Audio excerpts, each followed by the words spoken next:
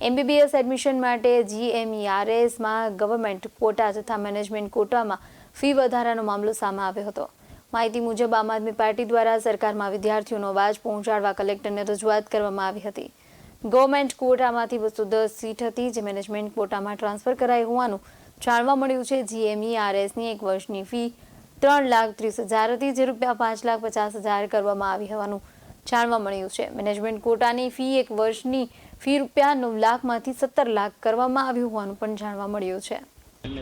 ગુજરાત સરકારે જે મેડિકલ કોલેજની તોતિંગ ફી વધારો 80% જેવો કર્યો છે એને અનુસંધાને આજે અમે કલેક્ટર સાહેબને આવેદન દેવા માટે આવ્યા છીએ।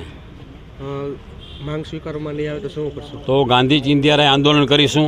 જે 3 લાખ ફી હતી એ અત્યારે 14 લાખે પહોંચી છે, 14 હતી અત્યારે 30 પહોંચી છે અને ટોટલ 75 લાખ રૂપિયા જેવી આ લોકો ફી તોતિંગ વધારે છે। જે લોકોની આવક 4-5 લાખ રૂપિયા હોય એ ગરીબ અને મધ્યમ વર્ગના બાળકોને કેમ ડૉક્ટર બનાવી શકે? એટલે અમીરની સરકાર છે એવું અમને લાગી રહ્યું છે।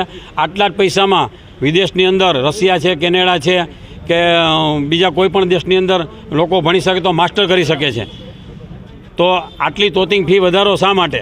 જો આ પાછી ફી ખેંચવામાં નહીં આવે તોતિંગ વધારો તો અમે ગાંધી ચિંધ્યારે આંદોલન કરીશું। ગરીબ માણસોના 4-5 લાખનો પગાર હોય અને 70-75 લાખ 30 લાખ રૂપિયા ક્યાંથી ખર્ચી શકે? 80%નો વધારો આ તદ્દન ગેરવ્યાજબી છે। BS9 TV ન્યૂઝ સાથે સાયલ સપા સાથે મિત ભયાણી, રાજકોટ।